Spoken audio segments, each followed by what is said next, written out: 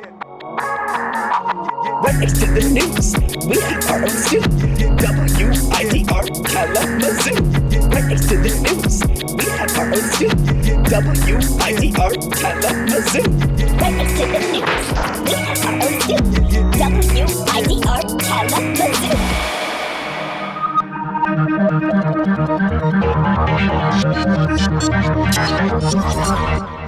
Hello and welcome to another exciting edition of the Western News Review.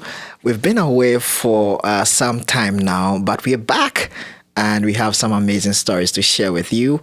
Of course, as always, I have Cori Osterman here. I have also Nicole Morehouse, and they've been away. They've been doing their own thing during the break, and all I want them to, share a bit about that. Cori, how was your break? It was good.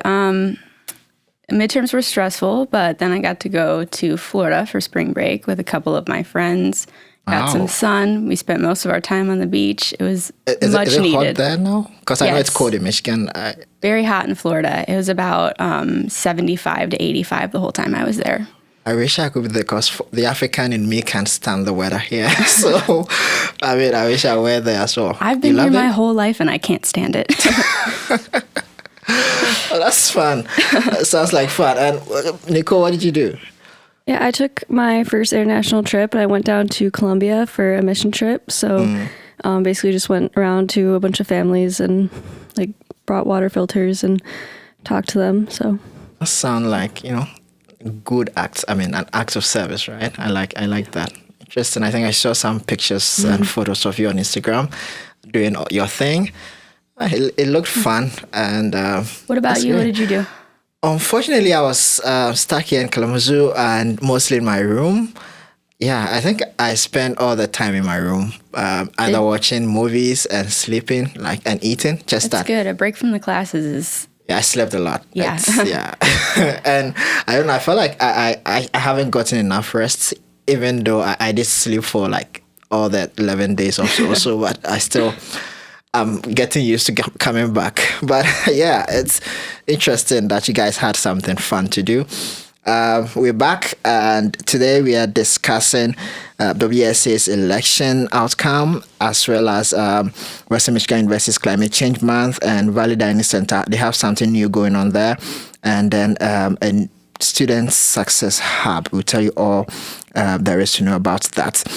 Let's kick off with the elections because that happened, I think it was announced last week. And so let's see what occurred. I'll briefly, this story is written by Cori. I'll let her give you the details of it, but basically it's, not Cori, I beg your pardon. This is by Ian Russell, and it's headline 5% of students vote in spring 2023 WSA elections and results announced. I'm not going to get into the details. Cori is going to give us all that there is to know about that. So Cori, tell me, first of all, what were the key highlights of the elections? What do we know so far? So the Byrd Bringus Power slate was elected. Vice President, President, and Chief of Staff. Congratulations to them. Yeah. It was a pretty tight race, but in total, 808 students, 5% of the overall student body, cast their votes in the election, and the Byrd Bringus Power slate received 61.6% of those votes. Wow. So they won by that much of a margin, and that's really wide. Yeah. Of a margin, wow. What did the opponent get? The opponent, what did they get? The Longlet Melson Kasperzak slate received 38.4% of the votes, which is about 310. Wow, that's a really wide margin. And so the Byrd administration, it's an all-female slate. And I remember we spoke about the various candidates sometime in the past and what they all had to offer. But what could the implication of this victory mean for, an all-female administration? And we've had a conversation about female involvement in politics and, some past presidents that have been female, but that got truncated. And now we had a male president. Now the cycle has been restored. What could be the implications in terms of involvement in WSA activities at all for women? Yeah, I think it's pretty interesting to see our entire slate be female. Like you said, we've had female presidents in the past, and we do have plenty of people of color who have been presidents for our university. And it's just, I think, cool to see that Western has had such a diverse group of people come through and run our student body. I don't know if that means they will run our government any differently, but congratulations to them again. To them, I mean, yeah, the diversity certainly is something that Western has to be proud of. At least that it's not one way, but like you said, we that does not also translate current president into being I think an it's international Asian, student, Chen Kid-sun. Yeah. I mean, I found that interesting when I first learned that the student president was an international student. I was like, wow, that's really cool. So it tells you how this could go anyway when it comes to elections at all. And like you've mentioned, it doesn't necessarily also, I beg your pardon, translate into their performance when it comes to the job that they've been mandated to do. That's a good addition that you make. Let's also look at the improvements in this election as compared to previous years. So like the headline of the story says, 5% of students voted in the election. Now, in previous years, we've had even a lesser percentage of students that have voted, right? And this seems like an improvement, but is it really an improvement?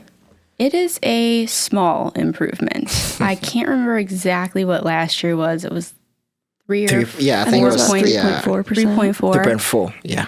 Okay, so 3.4 to 5% is definitely a small improvement, and it's still a very low number of students on our campus. Yeah. Can you imagine that? So she won with what, 808 Yes, votes? 808 students voted. Plus 310, so that should give you 1,000. My math is terrible, but 1,118. No, the total is 808. Oh, that's a total. Oh, damn. Yeah. So one team got 498 and the other 310. Yeah.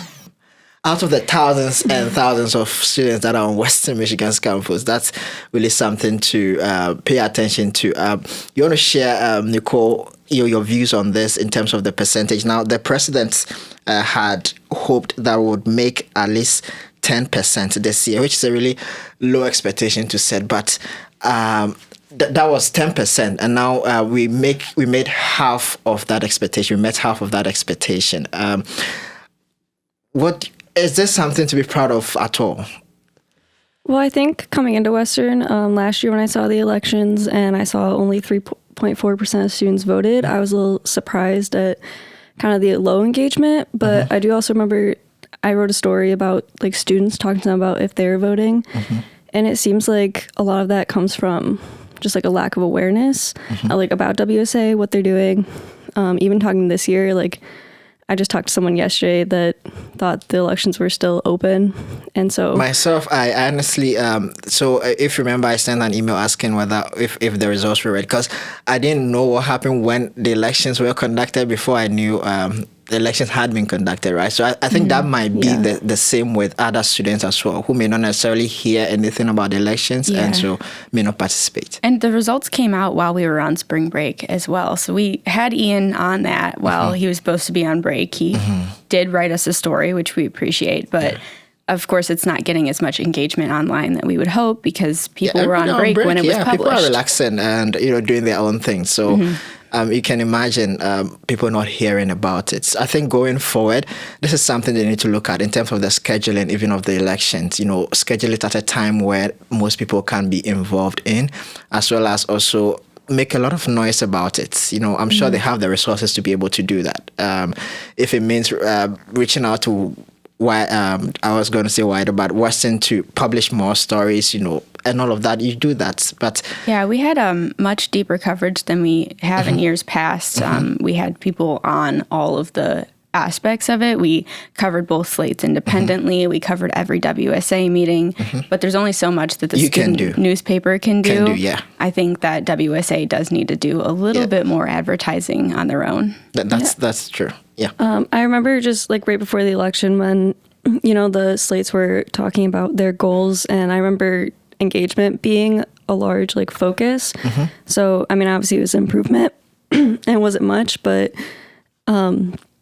just like hopefully that's kind of indicative of like the path they're going to take in the future, and that they'll be able to kind of like follow through with those goals and continue the increasing Yeah. future years. But at least they need to set higher expectations because, well, even 10% wasn't met. 10% of the entire student. At the very least, let's have half of the student population, engaged. At the very least. Ooh, Daniel has high hopes. I think going from 3.4% to 10 is a little. I think that's too ambitious, but okay. So that's it about the elections. It's interesting. Hopefully, the Election Promotion Committee takes note of this. And what we understand from the story that they were pleased to report that no complaint was filed and all of that. But I'm sure they weren't pleased with the total turnout. Yes, it was a clean race this year. No drama. No drama. Yeah, so I mean, she won fair. I mean, when you look at the percentage, it's difficult to contest. When it's close, it's when you have people raise all sort of issues. But when you look at the margin, it's difficult to contest such a result. Thank you, guys. So let's move on and talk more about something that's not too political. And let's look at climate change. I mean, it can be political. It depends. Yeah, it depends on how you look at it. But WMU Climate Change Month, and Cori will carry this one for us. Yeah. So March has been declared Climate Emergency Month. I wrote this story this week, but it has been going on since the beginning of March. WMU's Climate Change Working Group has called for action to spread awareness about the current climate crisis throughout the entirety of March. That basically means there's events every single day, speakers, panelists, discussions all over Kalamazoo. There's a couple different groups involved in that. It's not just Western. I think Kalamazoo College is also involved. There's a couple local news and radio stations that are involved as well. But it's basically this group of faculty, staff, students, and community volunteers that want to mitigate global climate change and spread awareness about it through events. And how significant is this action, that this declaration in itself, declaring a whole month for that? How important is this? I think that it's an indication that it's pretty important.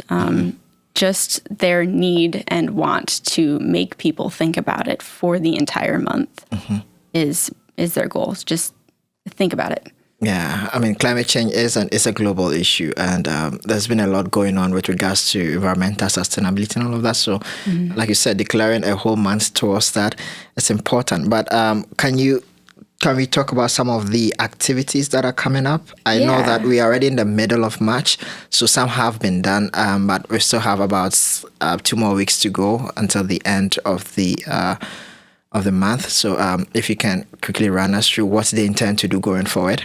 Yeah, there is a Climate Emergency Month website. I think it's kalamazoocrisis.org. Okay. And let's see, this comes out on Monday, the 20th. So that week we have Yoga for Activists workshop, a conversation with Gaia Vince, careers in sustainability, looks like possibly a career fair or a workshop, climate migration and the nomad century, keynote speaker, creating a just climate policy. I'm only on Tuesday. That's a lot of activities lined up. Yeah. Right? Indoor plant magic, clean water for the world, Lee Honors College, Mix It Up. So a lot of the organizations on campus and throughout Kalamazoo are doing things to spread awareness here. And how can students get involved in this activities that they talk about? How can, if a student is doing the listening, for instance, how in their own small way can they contribute to this declaration of the whole month of March for climate change? I think they can just go to one of these events, visit the website. The Climate Change Working Group has their own website, and the Kalamazoo Climate Crisis Coalition has their own website. If you want to catch some of the lectures that have already happened, there are recorded versions of those on the website as well, and all of their upcoming events can be found online. Okay, great. So let's. So that's about climate change. Very important for what's happening globally and all of that. Let's switch attention and talk about some Western specific issues. And I'm talking about not an issue necessarily, but something new, something innovative that we've had occur at the happen at the Valley Dining Center. Nicole will take this story for us, and then Nicole, tell us what's the new thing there at VDC. Yeah, so the Valley Dining Center is introducing a new way to enter the facility without using your Bronco ID card. I'm looking at a story here from our staff reporter, Kayla Lambert, and it says, the MorphoWave, a biometric touchless entry system, scans students' hands using new technology, which learns about the points in a person's hand to allow them entry whenever they wave their hand over the scanner. So basically, it's just a way you can sign up, get your fingerprints scanned, it'll remember it, you can scan your hand over it and enter without needing your card or taking that time to swipe your And card. how different is this from previous ones? Is it that this wasn't done before? How was it done before compared to this new technology we have? Before, you would need your Bronco ID card, and they have like a little swipe thing, and you just kind of like swipe it, and then the worker lets you go through, and that's it. Oh, okay. So now that we have this new technology in, I'm sure that people have always had issues with technology sometimes when they're saying it's taking over jobs, for instance.